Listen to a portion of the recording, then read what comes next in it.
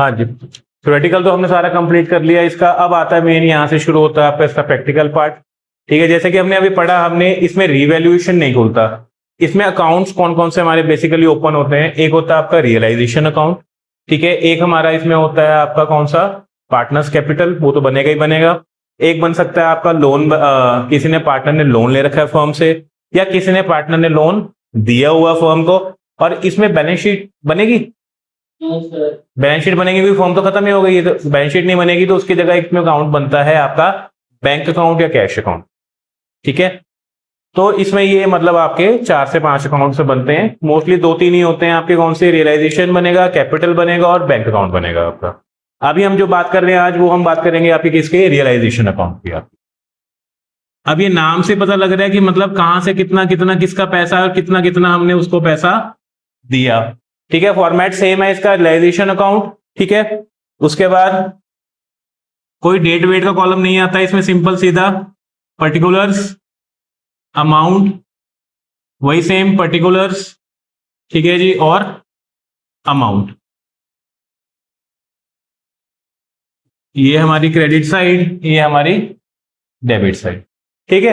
ये काफी हद तक सिमिलर लगता है रिवैल्यूएशन से भी, इसमें बहुत फर्क है आपका, ठीक है। कैसे? सबसे पहले हमने करना क्या है, मेन जो उसमें काम होता है, जितने भी हमारे एसेट्स हैं सारे के सारे वो हम लिख लेंगे यहां पे डेबिट साइड। किस पे? जो आपको क्या दी हुई है उन्होंने? Book value. बुक वैल्यू मतलब कि जो आपको बुक में ऊपर उन्होंने बैलेंस शीट में वैल्यू दी हुई है, वो हम पहले सारी उतार देंगे आपके इसमें। ऐसे ही सेम हमने क्या करना है, आपके लाइबिलिटीज उतारनी है, तो वो आएंगी आपकी कहां पे? इधर क्रेडिट साइड, बाय लाइबिलिटीज। सारी की सारी किस पे आएंगी? ये बुक वैल्यू पे, ठीक है। अच्छा, इसमें एक चीज और है। अब जैसे नॉर्मली क्या होता है, हम डेटर्स का अमाउंट जो लिखते हैं वो आफ्टर उसका प्रोविजन लिखते हैं, ठीक है। यहां पे आपने वो नहीं करना है। यहां पे क्या करना है, मान लो सपोज डेटर आपके 50,000 के हैं, 5,000 का आपका क्या है? प्रोविजन। तो हम 50,000 यहां दिखाएंगे डेटर को, और जो उसका प्रोविजन है वो कहां दिखाना है? क्योंकि प्रोविजन हमारी क्या होती है? बेसिकली एक लाइबिलिटी होती है हमारे लिए, तो वो हमने यहां शो करनी है। आपने उसको 45 शो नहीं करना उसको। क्लियर है? ठीक है। और अगर मैं रिजर्व्स की बात करूं, रिजर्व में जितने फ्री रिजर्व्स है वो नहीं आएंगे। रिजर्व्स को इसमें जो मेन आपका शो होता है वो आपका कौन सा? IFR, वो हमने यही शो करना है। वो आपका कैपिटल में नहीं जाएगा, वो सब उसकी जो एडजस्टमेंट होगी वो यही होगी आपकी, ठीक है। ये कुछ ध्यान है, बाकी फॉर्मेट दिया हुआ है बुक में, वहां से मतलब आपको पूरी सारी डिटेल्स दी हुई है उसके अंदर। आपको पैसे लिखना नॉर्मली क्या है, लाइबिलिटी जो है वो तो आएंगी, उसके अलावा आपका प्रोविजन आ जाएगा। DD मीन्स डाउटफुल डेब्ट, ठीक है, वो भी यहीं पे शो होगा आपका। और जो आपका IFR है वो भी यहीं शो होगा, इन्वेस्टमेंट फ्लक्चुएशन रिजर्व, ठीक है जी। सब वो यही शो होगा आपका इसमें। वर्कमैन कंपनसेशन यहां शो आपका नहीं होता, जनरल रिजर्व यहां पे शो नहीं होता, ठीक है, इन केस एनी, ठीक है। वो डिपेंडिंग अपॉन द सिचुएशन की आगे आगे सिचुएशन क्या होगी, नॉर्मली नहीं शो होगा। IFR क्योंकि वो हमारी फिक्स लाइबिलिटी है कि वो हमने उस चीज के लिए बनाया हो, एसेट्स के अगेंस्ट, इसलिए वो यहाँ पे शो होता है। WCR में पता थोड़ी, अब मतलब उसमें फिक्स है कि मतलब वर्कर का हाथ कटेगा कटेगा, वो हमने अपने पास से बनाया है। IFR जो बनता है वो कंपनी के उसमें से एक लाइबिलिटी के तौर पे बनता है। WCR हमने खुद निकाला कि चलो पैसा निकाल के रख दो, इसलिए तो बांट लेते हैं उसको। यहाँ पे कैसे बांटते हैं, क्या एडजस्टमेंट पड़ी है कि इन्वेस्टमेंट के रिगार्डिंग उसकी लाइबिलिटी है ना, कि इन्वेस्टमेंट के अगेंस्ट यूज हो सकता है वो, समझे? वो उस चीज के लिए रिगार्डिंग है। क्या नाम है उसका आपके नाम पे? IFR क्या होता है? इन्वेस्टमेंट लिखा ना उसके आगे वर्ड,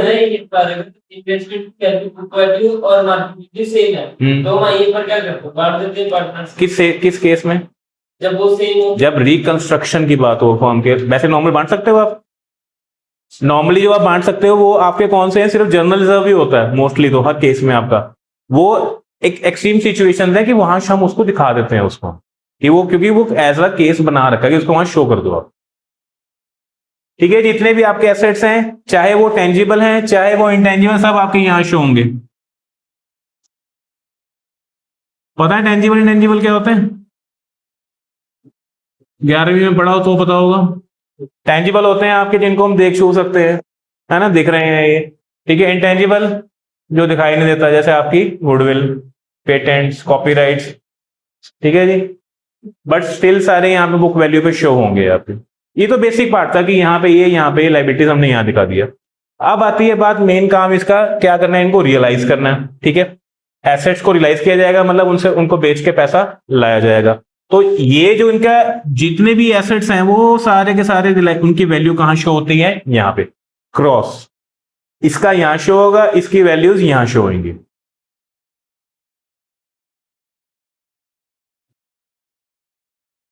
नाम आएगा ऊपर बाय बैंक अगर आपको पैसा मिला। ठीक है, एसेट रियलाइज्ड, आप ऐसे ऊपर एक कॉलम दिखा दोगे, जो जो एसेट है आपके, डेटर्स बिक गए, ठीक है, स्टॉक बिक गया, या आपके और LNB means land and building कोई बिक गई, ठीक है, उसका पैसा आ गया। जिसका अगर आपको उन्होंने मान लो यहां नाम लिखा हुआ है टेंजिबल में, not in intangible assets, tangible assets में अगर जिनका नाम लिखा और आपको नीचे कोई एडजस्टमेंट नहीं दी, उसने बताया ही नहीं कि क्या किया उसका हमने, तो उसको हम मान लेंगे जितना था उतने का ही बिक गया। ठीक है, सपोज आपको डेटर्स की वैल्यू तो दी हुई है, बट नीचे एडजस्टमेंट कोई नहीं दी हुई कि डेटर्स का क्या किया हमने, तो हम उसको ये एज्यूम कर लेते हैं कि भी हमने वो उतने का ही उसको सेल ऑफ कर दिया होगा किसी और। ठीक है, हाँ, इंटेंजिबल में ये नहीं होता है। इंटेंजिबल की वैल्यू तब आएगी जब अगर आपको स्पेशल मेंशन होगी, वरना सिर्फ उसका नाम यहां आएगा और यहां कुछ नहीं आए।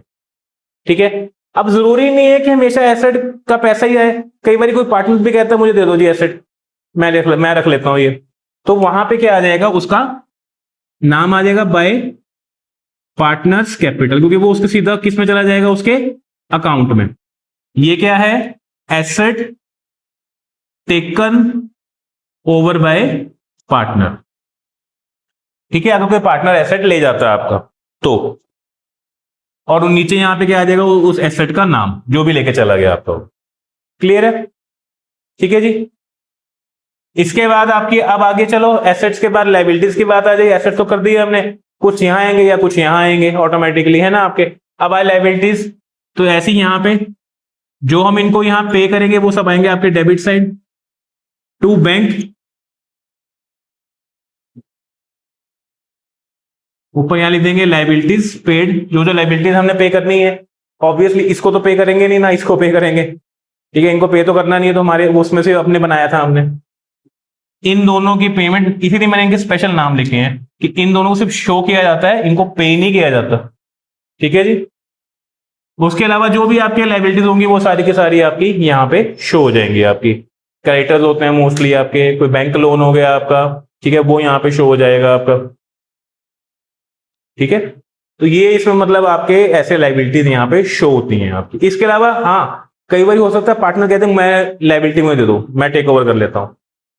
ठीक है, तो यहां पे भी सेम, टू पार्टनर्स कैपिटल, ठीक है, liability taken over by partner. Partner क्या ले गया, लाइबिलिटी ले गया आपकी, तो उसका नाम आ जाएगा आपका।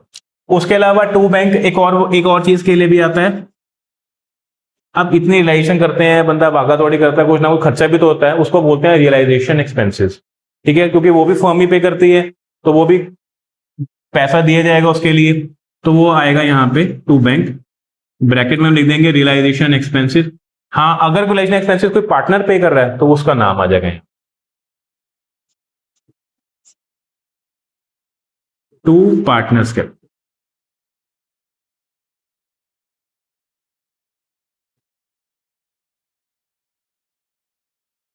ठीक है जी। अब बस क्या करें, हो गया खत्म, क्लोज तो करना पड़ेगा इसको, तो क्लोजिंग के लिए वही है आपका। ठीक है, डेबिट साइड बचेगा तो हमेशा क्या होता है आपका, प्रॉफिट। तो यहाँ पे क्या, अगर कुछ बचता है, अगर मान लो वो साइड बड़ी है आपकी, ये छोटी है, तो यहाँ पे क्या आ जाएगा, टू प्रॉफिट ऑन रियलाइजेशन। ठीक है जी, और वो क्या हो जाएगा आपका, यहाँ पे उन पार्टनर्स के बीच में बांट दिया जाएगा।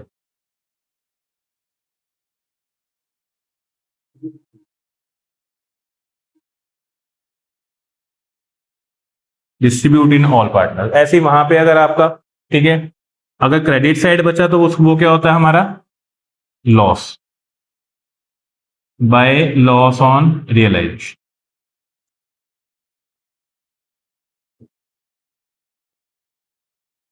अब यहाँ पे कोई वो नमी या पुराने रेशो का तो सवाल, एक रेशो एक ही होती है, ठीक है, उसमें उसको हम डिवाइड कर देंगे, ठीक है।